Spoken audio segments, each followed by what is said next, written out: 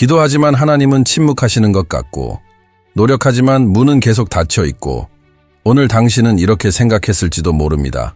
삶이 너무나도 무겁게 느껴질 때 우리는 종종 이렇게 생각합니다. 이게 끝이야. 당신도 그렇게 느낀 적 있지 않나요? 당신은 한 번이라도 완전히 지친 적이 있나요? 아무리 기도하고 기다리고 믿어도 변화가 없다고 느낄 때가 있었나요? 이제는 더 이상 못 버티겠어. 그냥 포기하고 싶어. 만약 그런 생각이 당신의 마음을 스친 적이 있다면 이 메시지는 당신을 위한 것입니다. 당신은 혼자가 아닙니다. 무엇보다 하나님은 당신을 버리지 않으셨습니다. 그분은 여전히 함께 하시며 일하고 계십니다. 당신을 이해해주는 사람이 아무도 없는 것 같고 베개만이 당신의 눈물을 아는 그런 하루를 보냈다면 더욱 그렇습니다. 기도해도 아무 일도 일어나지 않고 눈물을 흘려도 아무도 알아주지 않으며 절규해도 하늘은 조용하기만 할 때 모든 것이 무너지고 있는 것처럼 느껴지고 아무리 애써도 머리를 들 힘조차 사라지는 그런 날들 말입니다. 하지만 정말 이것이 끝일까요? 어쩌면 바로 이 순간이 하나님께서 새로운 일을 시작하시려는 시점일지도 모릅니다. 성경에서는 모든 것이 끝난 것처럼 보일 때 하나님이 역사하셨습니다. 사람들이 절망을 볼 때 하나님은 길을 보셨습니다. 사람들이 끝났다고 말할 때 하나님은 지금 시작이다 라고 말씀하셨습니다. 욥을 기억하시나요? 그는 모든 것을 잃었습니다. 자녀들, 건강, 재산, 친구들, 평안까지. 그는 이렇게 외쳤습니다. 내가 태어난 날이 저주받기를. 당신도 그런 생각을 해본 적 있나요? 내 존재 자체가 실수야. 혹은 오늘 아침에 눈을 뜨지 않았더라면 하는 마음이 들 때. 그러나 욥은 고통 속에서도 멈추지 않았습니다. 이해할 수 없어도 그는 이렇게 고백했습니다. 내 구속자가 살아계심을 나는 안다. 그리고 결국 하나님은 욥의 모든 것을 회복시키시고 이전보다 2배로 축복하셨습니다. 왜 그런 고난을 허락하셨을까요? 하나님이 그저 욥이 고통받는 것을 원하셨을까요? 아니면 그 고통을 통해 더 큰 것을 이루시려는 계획이 있었던 걸까요? 우리는 고난 한가운데 있을 때 그 의미를 이해하기 어렵습니다. 고통이 희망보다 크게 들릴 때 목적은 잘 보이지 않습니다. 그러나 하나님은 당신이 아직 보지 못하는 것을 보십니다. 그분은 당신의 아픔 너머에 있는 회복의 길을 보고 계십니다. 당신은 지금 병원 침대에 누워 불안한 진단에 잠 못 이루고 있을 수도, 갑작스러운 해고의 다음 달을 걱정하고 있을 수도 있습니다. 혹은 사랑하던 이가 떠나고 삶의 방향을 잃었을 수도, 아니면 겉으론 괜찮아 보이지만 내면은 서서히 무너지고 있을 수도 있습니다. 그리고 당신 마음속에서 외칩니다. 이젠 끝이야. 하지만 정말 끝일까요? 아니면 당신 삶의 가장 큰 시작이 다가오고 있는 걸까요? 성경은 더 극적인 예를 보여줍니다. 나사로는 병든 것이 아니라 죽은 지 나흘이나 되었고 무덤에 누워 이미 시체 냄새가 났습니다. 모두가 그것을 끝이라고 여겼습니다. 그의 누이 마리아조차 말했습니다. 주님이 여기 계셨더라면 그는 죽지 않았을 텐데. 그러나 예수님은 그녀를 바라보시며 지금도 울림을 주는 진리를 말씀하셨습니다. 나는 부활이요 생명이다. 그리고 그 자리에서 눈물을 흘리며 돌무덤 앞에 서신 예수님은 보여주셨습니다. 하나님께 끝은 새로운 시작일 뿐임을. 예수님이 큰 소리로 외치셨습니다. 나사로야, 나오너라. 그리고 죽었던 자가 다시 살아났습니다. 이해가 되시나요? 당신의 꿈이 얼마나 묻혀 있었든지, 며칠이나 죽어 있었든지 하나님이 부르시면 다시 살아날 수 있습니다. 예수님께서 나와라고 말씀하시면 그 누구도 그것을 막을 수 없습니다. 아무리 상황이 절망적으로 보여도 말입니다. 어쩌면 누군가는 당신의 결혼은 끝났다고 했을지도 모릅니다.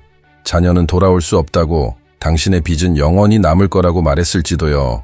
혹시 당신의 마음이 너무 부서져서 평안을 찾을 수 없다고 느끼고 있다면 하나님은 사람들의 말에 제한되지 않으십니다. 그분은 보고서나 통계에 놀라지 않으며 당신의 고통이 아무리 크더라도 두려워하지 않으십니다. 그분은 아무도 들어가지 못한 곳까지 들어오십니다. 하나님은 죽음뿐이었던 그 자리에 생명을 불어넣으십니다. 이것은 스티브 하비의 실제 이야기를 통해 확인할 수 있습니다. 지금은 미국에서 가장 유명한 진행자 중 하나인 스티브 하비는 과거에 3년 동안 자신의 채에서 살았습니다. 그는 주차장에서 잠을 자고 주유소에서 씻으며 살았고 어느 날 밤 삶에 절망하여 하나님께 울며 기도했습니다. 주님, 제가 계속 시도하길 원하신다면 내일 뭔가 보여주세요. 다음 날 그는 한 지역 코미디 쇼로부터 전화 한 통을 받았습니다. 그 전화가 모든 것의 시작이었고 오늘날 그는 수백만을 감동시키며 무엇보다 하나님께 영광을 돌리는 삶을 살고 있습니다. 이 이야기가 보여주는 것은 바로 전환의 순간은 반드시 온다는 것입니다. 단, 마음이 멈추려 할 때도 포기하지 않는 사람에게만 말이죠. 그래서 제안합니다. 앞으로 7일 동안 이해가 안 되고 마음이 없어도 믿음으로 이렇게 고백하세요.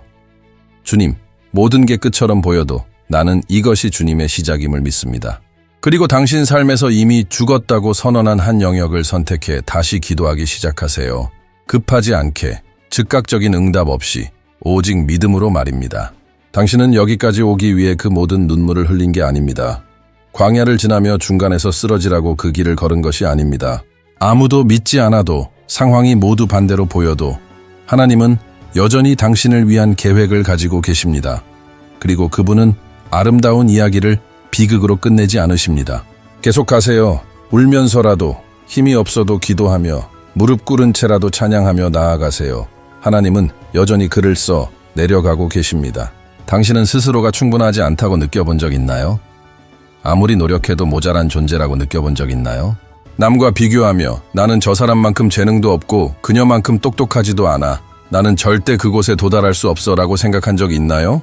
그리고 결국엔 나는 태어나지 말았어야 했나? 나는 실수인가? 라는 조용하지만 치명적인 생각이 스며든 적 있나요?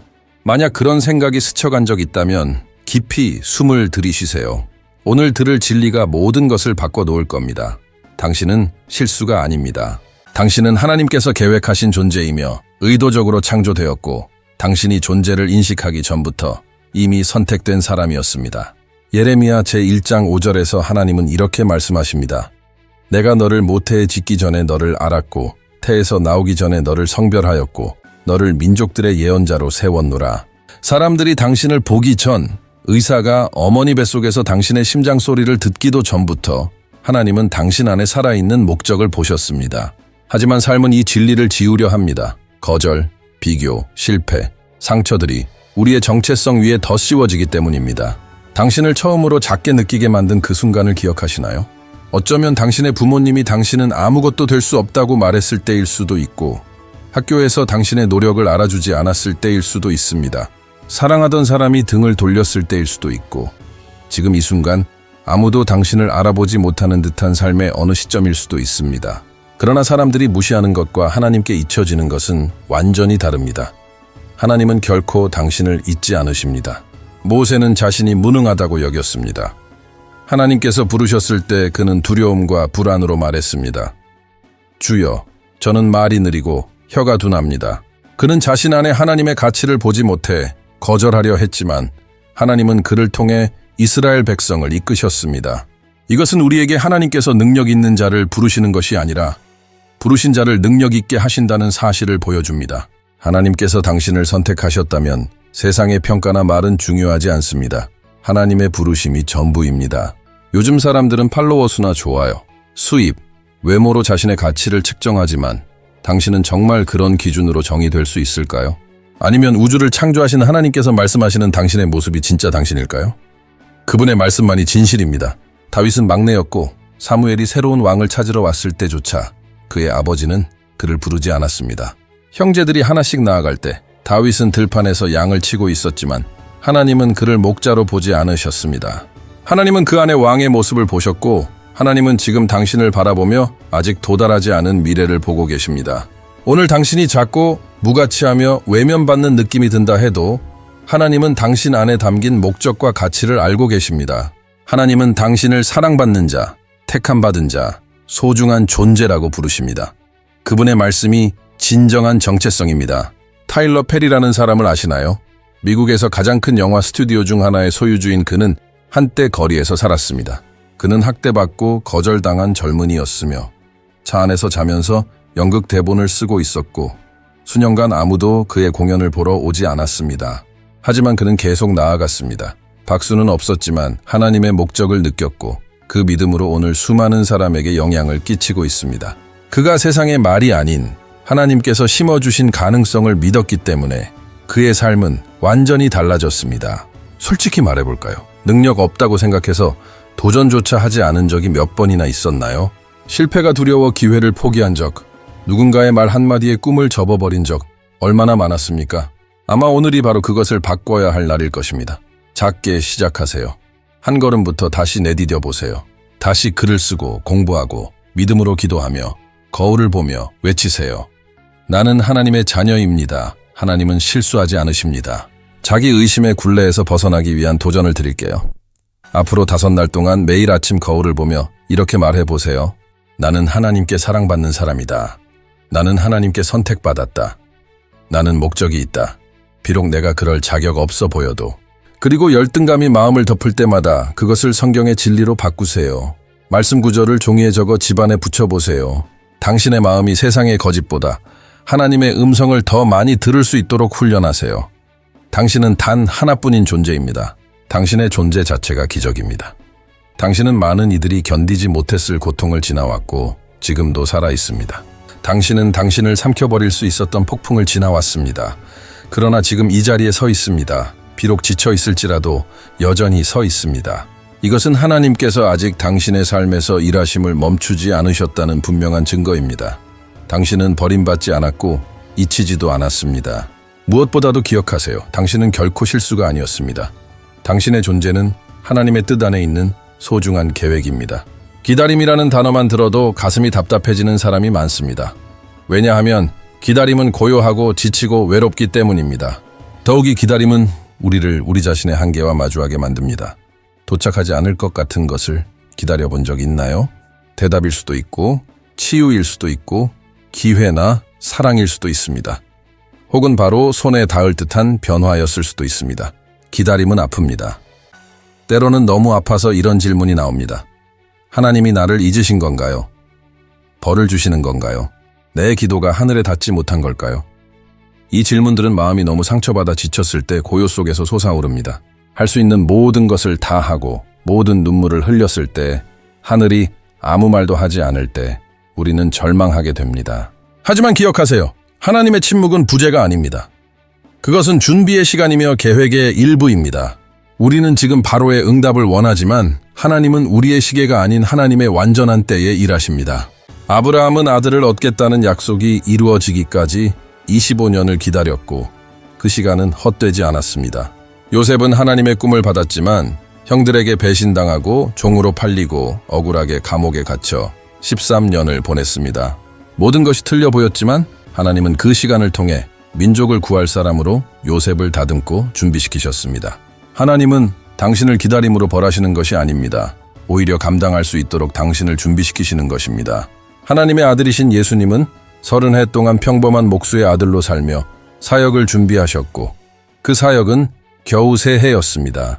왜 그렇게 오래 기다리셨을까요? 그 기다림의 시간은 단순한 지연이 아니라 철저한 준비의 시간이었기 때문입니다.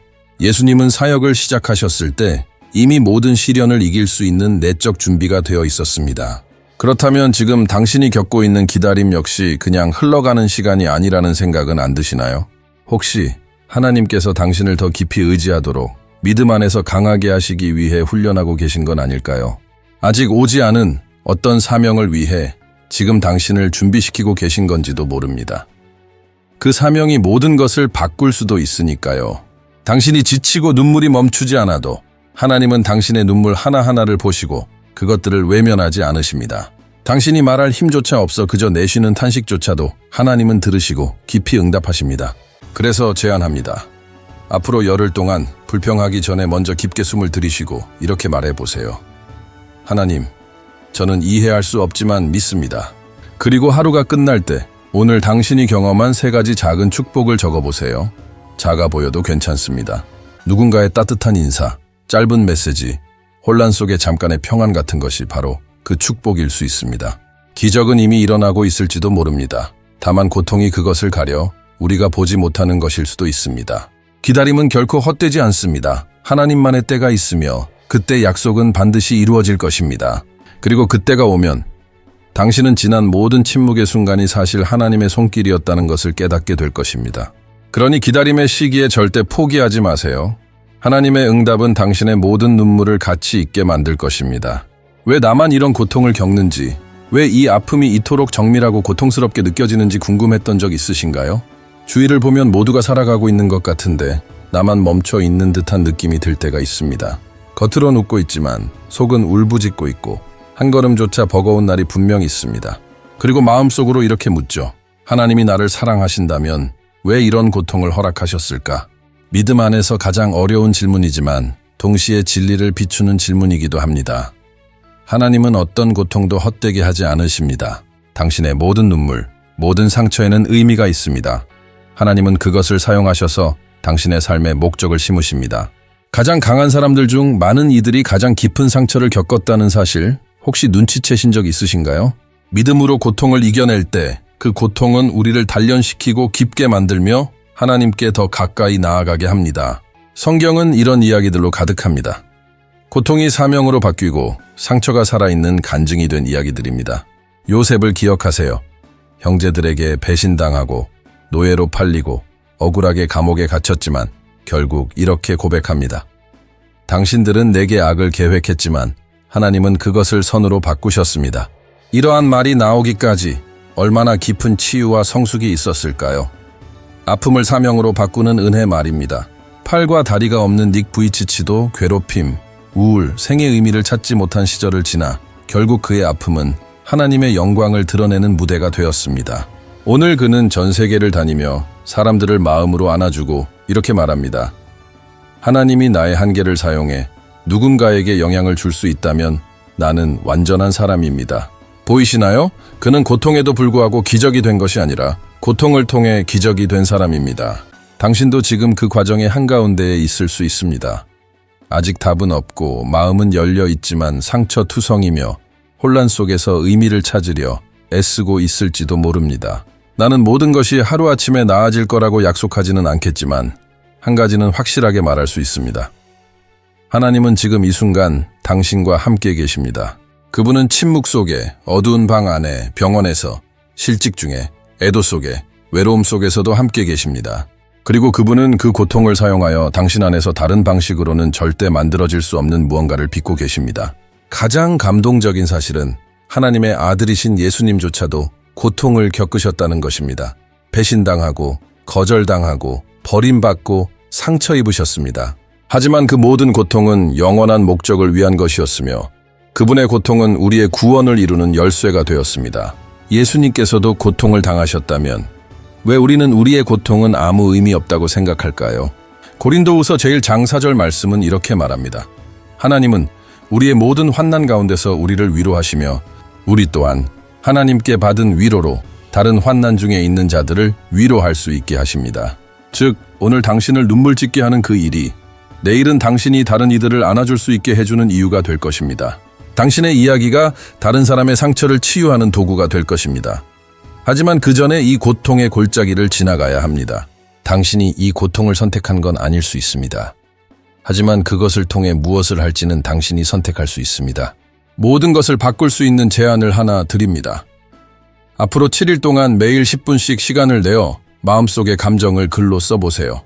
당신이 느끼는 분노, 혼란, 아픔을 솔직하게 하나님께 적어보세요. 숨기지 마세요. 그 고통을 말로 바꾸세요. 그리고 그 다음에는 이 과정을 통해 당신 자신에 대해 깨달은 점 한 가지를 적어보세요.